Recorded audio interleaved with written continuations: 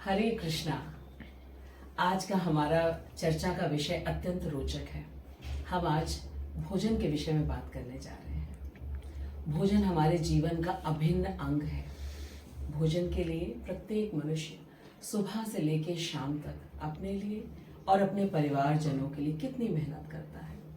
भोजन हमें आनंद प्रदान करता है, भोजन हमें ऊर्जा देता है। इस महत्वपूर्ण विषय को और भी ज्यादा अच्छे से जानने के लिए आज हमारे साथ 4 मेहमान हैं, जिनमें से 3 तो अभी उपस्थित हैं। एक व्यस्तता की वजह से कुछ देर से हमारे साथ सम्मिलित होंगे।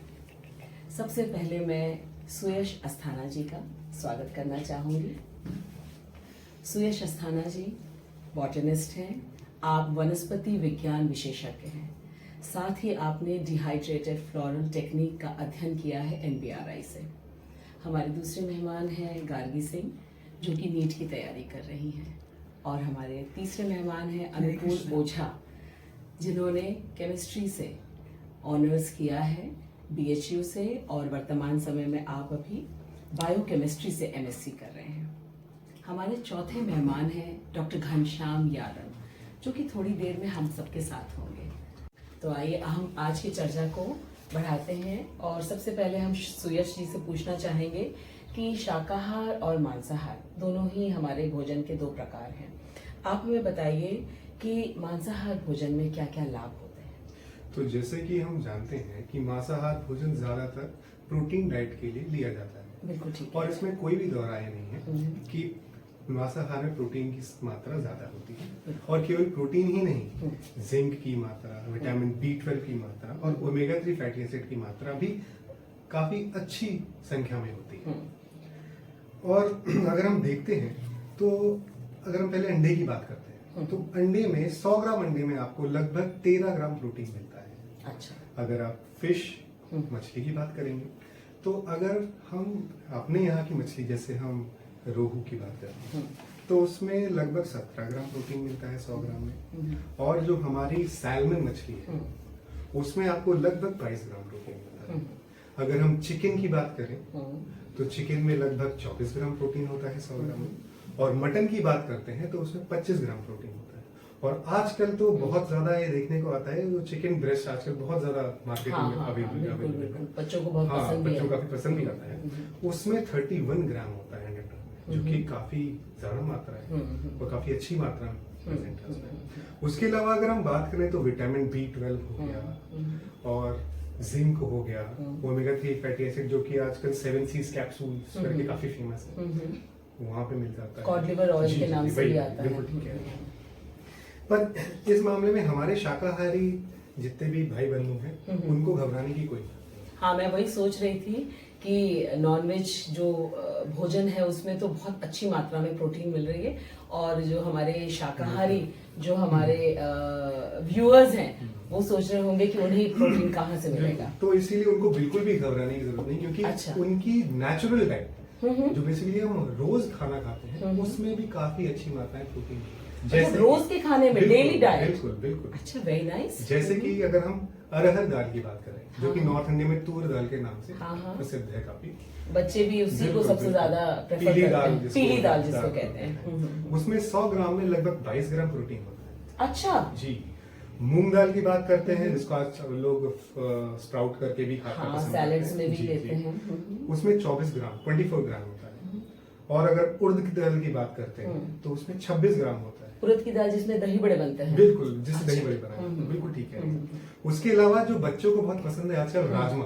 हाँ, तो आपने देखा ही है, राजमा बच्चे बहुत पसंद से चावल से खाते हैं। बिल्कुल बिल्कुल। उस राजमा में 24 ग्राम प्रोटीन होता है।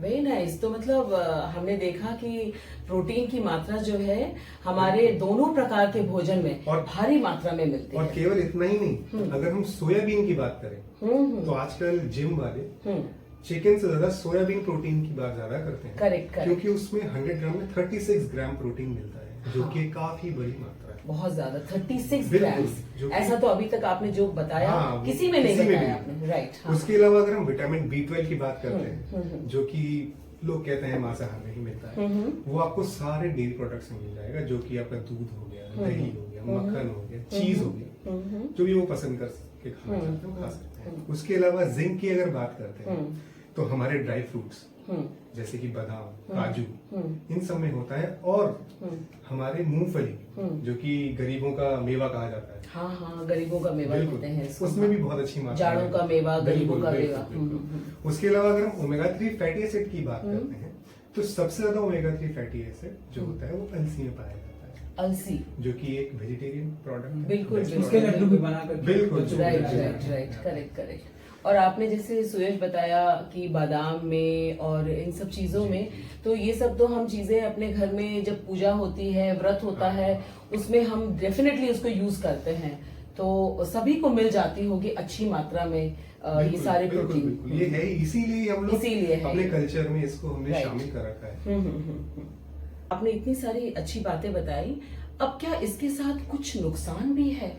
देखिए, अगर हम मांसाहार की बात करते हैं तो मांसाहार में एक दिक्कत ये है कि वो कोई होल डाइट नहीं है।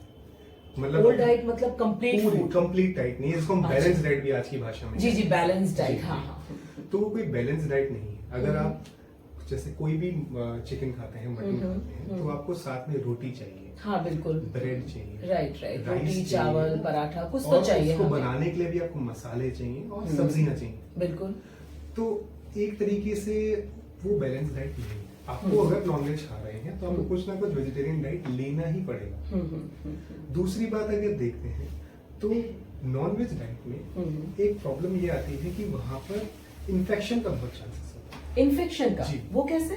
देखिए, जैसे कि हम मानिए हमने शीप भेड़ खाते हैं या बकरी खाना हाँ, पसंद हाँ, करते हैं। हाँ, हाँ, बिल्कुल। अब उनमें क्या होता है कि अगर उनको कोई इन्फेक्शन है अच्छा और आप उनको खाते हैं, अच्छा, या उनमें आप- कैसे इन्फेक्शन आता है? देखिए, अब जैसे कि हम जानते ही हैं कि कई सारे वर्म्स होते हैं। वर्म्स होते हैं, कीड़े होते हैं। एक बहुत फेमस मैं बताता हूँ, टीनिया सोलियम, तीनिया सोलियम। जिसको हम लोग लिवर फ्लू कहते हैं, हाँ हाँ।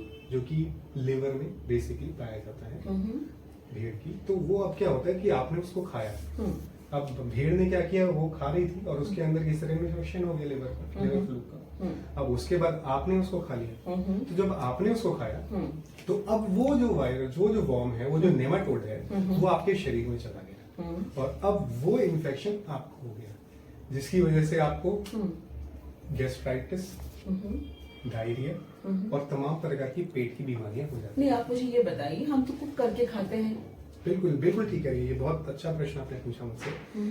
होता क्या है कि जब ये वर्म्स अपने, कहते हैं ना, इनका लाइफ साइकिल होता है। हाँ। लाइफ साइकिल में कई सारे स्टेजेस होते हैं। तो अब क्या होता है कि जैसे ही ये भेड़ से आपके शरीर में आता है, ये अब भेड़ कहें या बकरी कहें, है ना? हाँ हाँ, जो भी आप लेना चाहते हैं, राइट राइट राइट। हाँ, वो जब आपके शरीर में आता है तब वो एक सिस्ट फॉर्म कर लेता है अपने शरीर के अपने चारों तरफ, अच्छा। जिससे कि आपके जो भी डाइजेस्टिव एंजाइम या मतलब हाँ। आप जब गर्म करें Cyst का उसको, मतलब होता है एक जैसे कवरिंग गांठें- कवरिंग नहीं, एक कवरिंग कैसे कवरिंग होती है। कवरिंग तो जब अगर आप उसको जितना भी टेम्परेचर दें, उसको उससे कोई फर्क नहीं पड़ता, वो बेसिकली थर्मोफाइल हो जाता है, थर्मोफिलिक हो जाता है, यानी गर्मी को सहने की क्षमता हो जाती है उसमें अच्छी So, खासी। उसका फॉर्मेशन ही मतलब ये है कि हाँ। वो एक्सट्रीम किसी भी टेम्परेचर में जा किसी सकता भी है। Destroy नहीं atmosphere होता में है। कोई दिक्कत ना हो उसे। अच्छा। और आप जब उसको इंटेक करते हैं तो जैसे ही उसको फेवरेबल क्लाइमेट मिलता है आपके शरीर के अंदर, वो अपनी स्टेज बढ़ा देता है और अपना लाइफ साइकिल पूरा करने के लिए चला जाता है।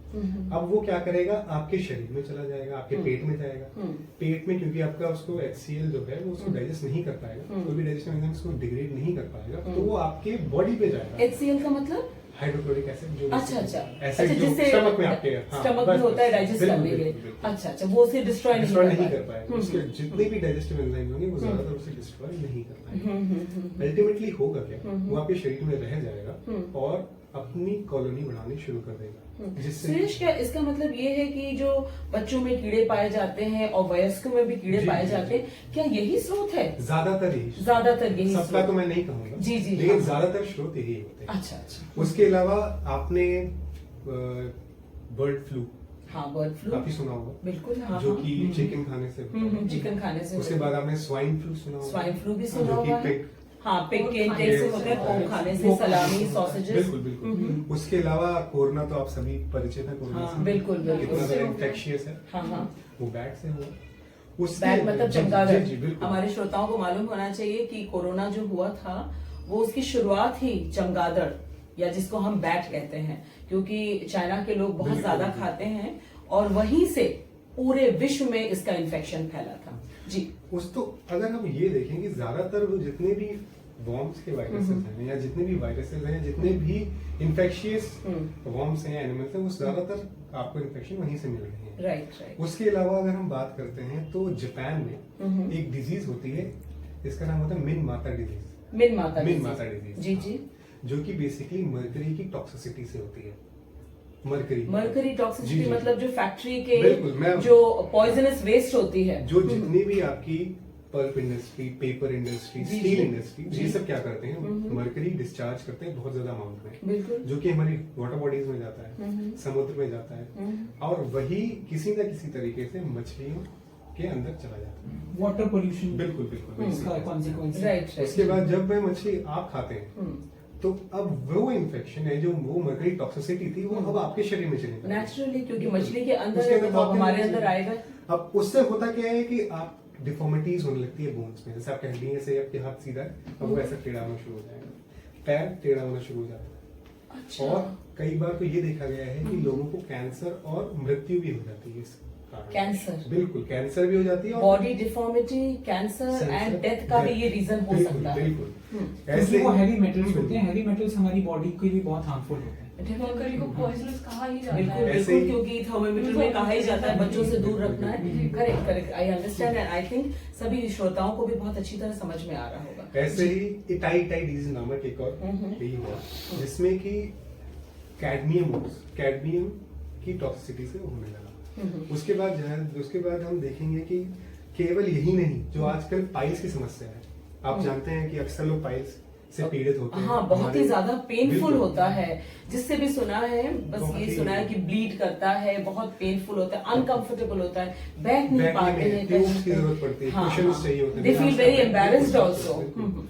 अब इसी के भी तो ये सबसे ज्यादा पाइल्स की समस्या नॉन वेज ईटर्स को होती है अच्छा जी। और इसके बाद और ये यही नहीं, एक इनके भी फादर साहब हैं जिनको अच्छा। हम कहते हैं फिशर डिजीज या फिर एनल फिस्ट्यूला। इसमें क्या होता है कि जैसे हमारा एनस है, जो हमारी बॉडी का जो हमारी वेस्ट वो निकालने का जो तरीका है, राइट, दैट ऑर्गन। वहाँ जहाँ से निकलता है, अब उसी के साइड में एक और कहते हैं झिरी सी बन जाती है, या एक और कैविटी सी हो जाती है, तो जिसमें ये क्या होता है, वो बार बार रगड़ता है जो आपका faecal matter. Right right right. अच्छा, होता क्या है कि क्योंकि नॉन वेजिटेरियंस जो होते हैं, तो जो नॉन वेज डाइट होती है उसका डाइजेशन पीरियड बहुत लंबा होता है, लगभग 30 से 40 घंटा आपको मिनिमम लगता है उसको पचाने में। 30 to 40 hours Yes. to digest the food। Yes. मतलब 2 दिन के बराबर है। बिल्कुल और बिल्कुल सही लगभग कह रहे हैं। लगभग। और अब ये समझ लीजिए, जितना देर वो आपके शरीर के अंदर रहता है, उतना जल्दी वो डिग्रेड होना शुरू कर देता है। डेफिनेटली, क्योंकि हम फ्रिज में भी अगर खाना रखते हैं वो भी तो समाप्त एक दिन हो के जाता बाद है। उसका स्वाद तो वही रह ही नहीं जाता है, और दूसरे दिन से उसमें सड़न भी आ जाती है। तो अब वही आपके पेट में शुरू हो जाता है। Definitely. जब वो लार्ज इंटेस्टाइन तक आता है, तब वो धीरे धीरे डिग्रेड होता है, और साथ में आपकी जो लाइनिंग है एनएस की और रेक्टम की, या जो भी लार्ज इंटेस्टाइन की, वहां भी वो उसको भी सोर्स बनाना शुरू कर देता है, वहां भी कैविटीज बनने शुरू कर देता है, घाव बनाने बिल्कुल। लगता है उसमें। जिससे कि क्या होता है, वो जो भी आपका फीकल मैटर है, आप जो भी डाइट लें, वो उससे रगड़ते हुए आती है, तो आप समझ सकते हैं कि कितना पेनफुल होता है। बिल्कुल बिल्कुल, definitely I can sympathise with all the people those who have piles and fistula. Fissure जिसको आपने कहा। और ये जो फिशर डिजीज है, इसका तो बेसिकली आपको सर्जरी करानी पड़ती है, और वो जो एरिया होता है उसको आपको बंद करना पड़ता है by right surgery। Right right, heard about this also. कई बार ऐसा भी होता है कि जो फीकल मैटर है वो वहां फंस जाता है, तो आप समझ सकते हैं कितना पेनफुल होता होगा जब वो चीज फंस जाती है। और उसके अलावा हम जब ये देखते हैं कि इतनी ज्यादा प्रॉब्लम झेलनी पड़ती है, ऊपर से आप नॉनवेज के बाद आपको लेथार्जिक फील होने लगे। नेचुरली, बिकॉज क्योंकि आपने आपका बोला कि 30 to सारा 40 बिल्कुल। आवर्स जिस फूड को डाइजेस्ट करने में लगेगा, तो definitely I have heard that once you eat the food and then your entire blood rushes to the stomach उस खाने को पचाने के लिए, तो obviously your brain is empty, so you will feel lethargic. सारी एनर्जी आपकी उसको पचाने में लग जाती है। अब इससे अच्छा, अगर हम फिर जब कंपेयर करते हैं, हाँ हाँ, तो हम ये देखेंगे कि हमारा जो वेजिटेरियन फूड है वो 12 से 15 घंटे में पच रहा है, और आपको प्रोटीन लेवल भी उतना मिल रहा है, विटामिन भी उतने मिल रहे हैं। Right right right. और एक जगह पे देखें तो नॉनवेज डाइट है, वो आपको ज्यादा प्रॉब्लम वो ज्यादा डाइजेशन पीरियड ले रहा है वक्त Definitely. उतना ही मिल रहा है, तो ये तो Correct. वही बात हो जाएगी जैसे खोदा पहाड़ निकली चुड़िया। डेफिनेटली, बिकॉज आपने हमें बताया कि प्रोटीन लेवल जो है वो लगभग नहीं, बराबर ऐसे नहीं है। है। हाँ, एंड शाकाहारी भोजन के साथ हमें कोई भी फ्री में बीमारियां नहीं मिल रही हैं, और नॉन वेजिटेरियन फूड के साथ हम इनवाइट कर ले रहे हैं, जिसको कहते हैं ना एक के साथ एक फ्री हमें मिल जाता है। सुरेश ने हमें बहुत अच्छी जानकारी दी है, और इसी चर्चा को हम आगे बढ़ाते हैं। गार्गी, क्या आप भी हमें कुछ बताना चाहेंगे इस विषय में? जी बिल्कुल, जैसे कि हम जानते हैं कि जो एनाटॉमिकल और मॉर्फोलॉजिकल स्ट्रक्चर होता है एक ह्यूमन का और एक एनिमल का, बहुत डिफरेंट होता है ना। जैसे कि हमारे जब हम खाना खाते हैं तो सबसे पहले हमारे टीथ आते हैं ना, That's तो फिर अगर वो हम देखेंगे तो हमारे ऊपर और नीचे जॉ में जो दांत होते हैं वो दो क्या कहते हैं कैनाइन रहेंगे, और जो मतलब मेन टीयर करने में हेल्प करता है खाने को, ठीक है। और ये कहते हैं प्रीमोलर्स और मोलर्स होते हैं कई सारे। हाँ। और वही अब किसी मांसाहारी जानवर को हम देख लेते हैं, उनके कई सारे कैनाइन होते हैं। हाँ, और उनके पास मोलर्स प्रीमोलर्स नहीं होते हैं। मोलर्स प्रीमोलर्स का क्या काम रहता है? फूड को ग्राइंड करना, इमास्टिकेट करना, वो उनका काम नहीं होता है मांसाहारी जानवरों का। पर हम लोग से कहा जाता है हमेशा से कि जब भी खाना खा रहे हैं वो एक कौर को 10 बार च्यू करना चाहिए, बहुत अच्छी तरह चबा के। बहुत अच्छी तरह से बात भी करना चाहिए च्यू, ठीक है। और फिर तो ये हमारा फर्स्ट डिफरेंस आता है। फिर उसके बाद सेकंड ये है कि हमारे जो एंजाइम्स होते हैं, जो जैसे सलाइवा फर्स्टली, वो हमें हेल्प करता है फूड को सोलो करने में। तो हमारा जो होता है सलाइवा वो अल्कलाइन पीएच का होता है, वही किसी एनिमल का देखेंगे हम सलाइवा तो वो एसिडिक पीएच का होता है। अच्छा। जैसे हमारी टंग जो होती है वो स्मूथ रहती है, और वही किसी जानवर मांसाहारी जानवर को देखेंगे तो उसकी टंग स्पाइनी होती है। अच्छा। फिर उसके बाद जब हम लोग च्यू करते हैं तो हम लोग मल्टीपल टाइम्स च्यू करते हैं एक फूड को, एक बाइट को। वही अगर कोई मांसाहारी जानवर होगा वो च्यू नहीं करेगा, वो लिगल लेते हैं, वो swallow कर लेते हैं। अच्छा। फिर उसके बाद डाइजेशन जब हमारा और उनमें अंतर आता है, जैसे हमारे पेट में HCl होता है, उनके में भी होता है, पर हमारे में थोड़ा कम मात्रा में रहता है उनके कंपैरिजन में, जो कि हमें उन्हें ज्यादा हेल्प करता है क्योंकि उन्हें मांसाहारी खाना होता है सारा। फिर उसके बाद हमारा इंटेस्टाइन बहुत बड़ा होता है अगर हम किसी मांसाहारी जानवर को देखें उसके कंपैरिजन में, तो काफी समय लग जाता है हमारे शरीर, जैसा कि सुरेश भैया ने ही बताया है कि अब काफी समय तक रहता है हमारे इंटेस्टाइन। 30-40 hours exactly. कार्निवोरस या नॉन वेजिटेरियन फूड जो खाते हैं। और सिर्फ मतलब हमारा शरीर नहीं बता रहा है हमें कि हमें क्या खाना चाहिए क्या नहीं, बल्कि हमारा वातावरण भी यही हमें बताता है। अच्छा। जैसे कि क्लास 12 की एनसीईआरटी में इकोलॉजी है लास्ट यूनिट, उसमें एक 10% लॉ है। अच्छा, 10% लॉ। जी, उसमें ये बताया गया है कि जैसे मानिए कोई कहीं पर घास है, फिर वहां पर कोई एक वर्म आया, उसने उस घास को खाया, उस वर्म को किसी उसके पास मतलब जो 10% एनर्जी थी प्लांट की, उसमें से 10% उस वर्म के पास चली गई। अच्छा। फिर उसका भी 10% उस मुर्गे के पास जाएगी जो उस वर्म को खाएगा, फिर उसका भी 10% कम होके हमारे पास आएगी। अच्छा, तो ये 10% लॉ है कि सोर्स से जहाँ से दूसरा इनटेक कर रहा है उसको 10% ही मिल पा रहा है। जी, और बल्कि ये तो बहुत हमें कम एनर्जी मिल रही है क्योंकि इतने सारे लोग साइकिल बीच में जो है इनके मीडिएटर्स आ गए हैं जिससे वो एनर्जी कम होती गई। एग्जैक्टली। तो इसके बजाय हम ये कर सकते हैं ना कि हम कोई वेजिटेबल खा लें, कोई फ्रूट खा लें, तो फिर हमें ज्यादा एनर्जी मिलेगी। डेफिनेटली कि मतलब अगर हमने सिर्फ जो है फ्रूट ले लिया या वेजिटेबल ले लिया तो डायरेक्ट वो जो एनर्जी है वो हमको मिल गई, बजाय कि वो फ्रूट है या घास है उसको किसी वर्म ने खाया, वर्म को मुर्गी ने खाया, मुर्गी को हमने खाया, तो वो 10% डिक्रीज हो रहा है। अच्छा, राइट। ये सब कुछ डिफरेंसेस हैं जो हमारे में होते हैं और एक जानवर मांसाहारी जानवर में होते हैं। करेक्ट। बहुत ही अच्छी इम्पोर्टेंट आपने जानकारी दी।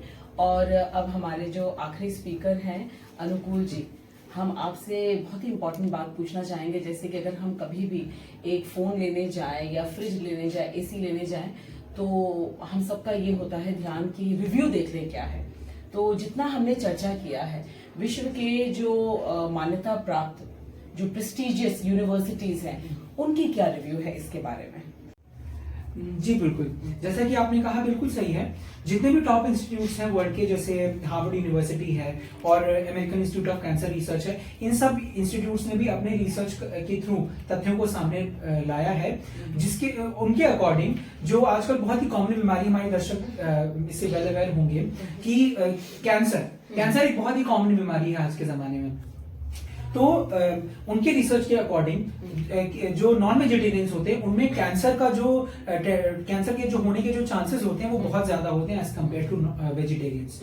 और फिर से वही है, वेजिटेरियन ऐसा नहीं कि वेजिटेरियंस में कैंसर नहीं पाया जाता, बट चांसेस, हाँ मैंने चांसेस बोला कि चांसेस ज्यादा नॉन वेजिटेरियंस में पाए जाते हैं। बहुत सारे कैंसर, ब्रेस्ट कैंसर है, प्रोस्टेट कैंसर है और भी कई तरीके के बहुत सारे कैंसर आजकल हैं। तो ये सब कैंसर जो है वो नॉन वेजिटेरियंस में ज्यादा होते हैं। उसके बाद हार्वर्ड यूनिवर्सिटी का भी एक रिसर्च है जिसके अकॉर्डिंग, जैसा कि सुमेश ने ऑलरेडी बताया था हमें, कि नॉन वेजिटेरियन डाइट कभी भी कंप्लीट नहीं होता है।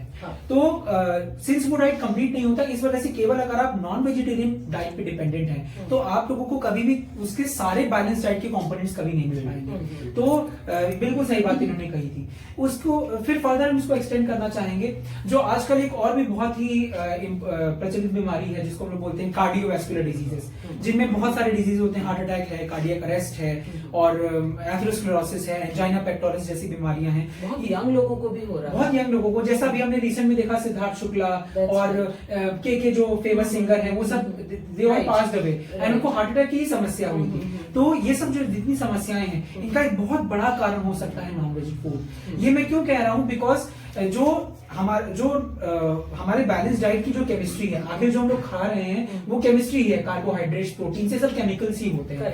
तो हर एक कंपाउंड की केमिस्ट्री होती है। तो जो फैट एक मॉलिक्यूल बहुत इंपॉर्टेंट हमारे बैलेंस डाइट में होता है। तो जो फैट होता है वो दो तरीके का होता है, एक सिस फैट होता है और एक ट्रांस फैट होता है। तो जो सिस फैट होता है वो हमारी बॉडी के लिए अच्छा होता है और जो ट्रांस फैट होता है वो हमारी बॉडी के लिए अच्छा नहीं होता है। और तो ये ट्रांस फैट आता कहां से? जनरली ये ट्रांस फैट की जो मात्रा होती है वो प्रोसेस मीट में होती है। प्रोसेस मीट जो पैकेज मीट होते हैं, जो सॉसेजेस होते हैं, जो फ्रीज्ड मीट होते हैं, तो उनमें होता ऐसा क्यों है, ट्रांस फैट उसमें ज्यादा होता है? तो उसका कारण ये है कि वो जो फैट होते हैं उनको जो बेचने के पहले उनकी शेल्फ लाइफ को इंक्रीज करना होता है। जैसे कोई भी डब्बे वाला खाना होता है तो उसको शेल्फ लाइफ को हमको इंक्रीज करना होता है। लेज वगैरह के पैकेट में भी मैंने ट्रांस फैट देखा। हाँ बिल्कुल बिल्कुल। तो जितने भी पैकेज फूड हैं, टोमेटो सॉस, मेयोनीज, जितने भी हैं, इन सब में ट्रांस फैट कुछ ना कुछ मात्रा में पाया ही जाता है। ये हमारे लिए अच्छा नहीं, ये हमारे लिए अच्छा नहीं है। तो जो नॉन वेजिटेरियंस होते हैं तो वो जो प्रोसेस मीट खाते हैं तो उसको एक टर्म होता है जिसको हम बोलते हैं पार्शियल हाइड्रोजनेशन। तो उसको पार्शियल हाइड्रोजनेट करके उसकी शेल्फ लाइफ बढ़ाई जाती है। पार्शियल हाइड्रोजनेशन के दौरान उसका सिस फैट ट्रांस फैट में कन्वर्ट हो जाता है और वो ट्रांस फैट हमारी बॉडी में आता है। अब फैट का जो मेन रोल है वो है एनर्जी और एक है कोलेस्ट्रॉल। फैट को ब्रेक डाउन करके कोलेस्ट्रॉल बनता है और कोलेस्ट्रॉल हमारी बॉडी में कई सारे स्टेरॉयडल हार्मोन्स को बनाने में मदद करता है। तो लेकिन ट्रांस फैट जो होता है वो ऐसा काम नहीं कर पाता है। तो जब वो ट्रांस फैट हमारी बॉडी में बढ़ता है तो वो जाकर के हमारे ब्लड वेसल्स में डिपॉजिट होने लग जाता है। और जब वो हमारी ब्लड वेसल्स में डिपॉजिट होता है तो उसका जो ल्यूमेन होता है वो बहुत ही छोटा होता है, नैरो हो जाता है। ये उसी तरीके का जैसे कूलर के पाइप में काई जम जाने की वजह से उसमें पानी का आवागमन जो है वो रुक जाता है। जो फंक्शन है वो कर नहीं पाता है। तो अगर हमारी ब्लड वेसल्स का भी ल्यूमेन जो है नैरो होकर के उसमें ब्लड का आवागमन रुक जाता है, उसकी वजह से हमारे हार्ट में समस्याएं उत्पन्न होती है, जैसे हार्ट अटैक, एंजाइना पेक्टोरिस और एथेरोस्क्लेरोसिस जैसी गंभीर बीमारियां हो सकती हैं। आपने ये सब बताया हमें, और एक चीज और मेरे दिमाग में आ रही है, हमने नॉन वेजिटेरियन फूड और वेजिटेरियन फूड, लेकिन आजकल बहुत ज्यादा प्रचलित हो रहा है एगिटेरियन। लोग कह रहे हैं कि ये एगिटेरियन जो है it is like a veg food. इसके बारे में आप हमें कुछ बता पाएंगे? बिल्कुल बिल्कुल। देखिए मार्केट में दो तरीके के अंडे आते हैं। एक होते हैं नॉन फर्टिलाइज्ड, एक होते हैं फर्टिलाइज्ड। तो जिनको तोड़ने के बाद उनका जो व्हाइट योक निकलता है, जो व्हाइट उसका लिक्विड निकलता है, और एक होता है इसमें येलो योक होता है। योक होता है। तो दो तरीके के अंडे हैं, जर्दी जिसको कहते हैं। हाँ। तो जिस अंडे से व्हाइट कलर का लिक्विड निकलता है वो अनफर्टिलाइज्ड एग होता है, अनफर्टिलाइज्ड एग होता है, और जिसमें येलो कलर का योग निकलता है वो फर्टिलाइज्ड एग होता है। अब इसमें अंतर क्या होता है, जो हम लोग कहते हैं अंडे से प्रोटीन, जैसे हम बोलते 13 ग्राम प्रोटीन होता है, तो जो अंडे जिसमें 13 ग्राम प्रोटीन होता है वो फर्टिलाइज्ड एग होता है, जो येलो योग होता है, और उसको अगर आप प्रॉपर कंडीशनिंग में रखेंगे तो उसी से चिकन डेवलप होता है, और येलो जो व्हाइट वाला होता है उससे डेवलप नहीं हो पाता है। लेकिन आखिर वो येलो लिक्विड है क्या, तो वो होता ये है कि जो चिकन्स होते हैं उनको जल्दी से बड़ा और मैच्योर बनाने के लिए उनको स्टेरॉइड के इंजेक्शन दिए जाते हैं, और उसकी वजह से वो जल्दी बड़े हो जाते हैं, और उन मुर्गियों में मेंस्ट्रुअल साइकिल बहुत तेजी से, बहुत प्री मैच्योर स्टेज पे डेवलप हो जाता है। मेंस्ट्रुअल साइकिल ये मंथली साइकिल जो हर फीमेल में पाई जाती फीमेल है, हर फीमेल में पाई जाती है, तो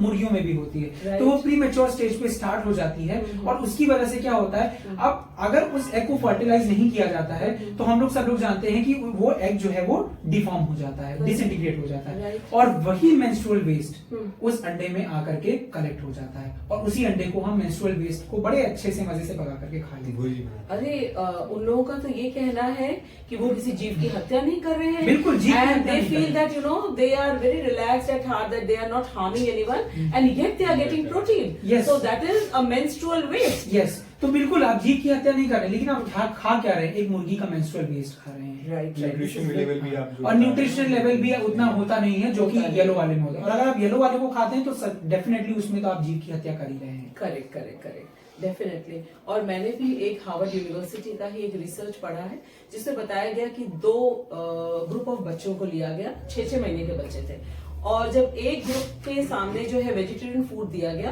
तो वो बहुत रेडिली उन्होंने उसकी ओर लपक पड़े वो, और जो दूसरा ग्रुप था उसमें से क्या हुआ कि सिर्फ 2 बच्चे जो हैं वो नॉन वेजिटेरियन फूड की ओर गए, और फिर उन्होंने उसको सूंघा और उसको फेंक दिया, और वो भी फिर वेजिटेरियन फूड की ओर ही गए। इसको कहते हैं इनबॉर्न इंस्टिंक्ट।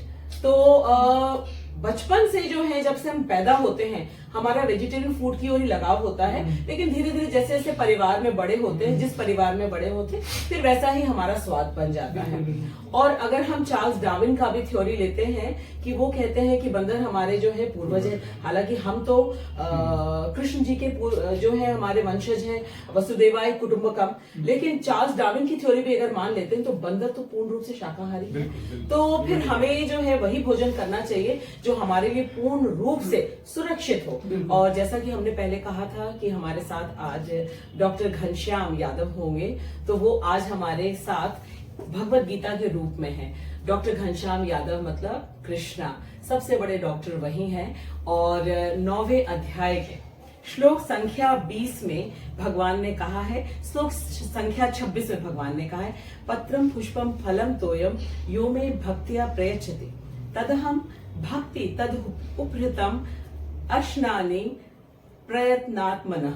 इसको कहते हैं भगवान की यदि मुझे कोई फल, फूल, पत्ता या एक बूंद जल भी मुझे प्रेम से अर्पित करता है तो मैं उसे भक्ति भाव से स्वीकार करता हूँ। तो गार्गी ने और सुयश ने और अनुकूल ने जो बातें बताई वो बहुत महत्वपूर्ण है, लेकिन बात यहाँ आती है कि जब हमें कृष्ण कह रहे हैं भगवत गीता में कि हमें किस प्रकार का भोजन लेना चाहिए, क्योंकि जैसा अन्न वैसा मन होता है, और ये हमारा जो मनुष्य जीवन है ये आध्यात्मिक उन्नति के लिए है, जिसके लिए सात्विक भोजन अति आवश्यक है। तो मांसाहारी भोजन तो तामसिक भोजन कहलाता है क्योंकि उससे आलस्य आती है, निद्रा आती है, और शाकाहारी भोजन जो है वो सात्विक भोजन है। तो भगवान ने भी कहा है यथा इच्छासी तथा कुरु, और सबको सुनने के बाद हमारे जो श्रोतागण हैं इस बात पे निश्चित रूप से विचार करेंगे कि भोजन जो उनके शरीर के अंदर जाता है उसके साथ कहीं बीमारियां तो नहीं आ रही हैं। ये विचार हम आप सबको छोड़ रहे हैं, आप सबके ऊपर छोड़ रहे हैं, और इसी बात से हम आप सबका बहुत बहुत धन्यवाद देते हैं कि आपने अपना बहुमूल्य समय इस वीडियो के लिए निकाला, और दर्शकों को भी बहुत अच्छा लगेगा। दर्शक से मेरी एक ही प्रार्थना है कि आपको वीडियो कैसा लगा आप हमें जरूर बताएं, कमेंट बॉक्स में बताइएगा, आप अपने सुझाव भी बताइएगा। हरे कृष्ण।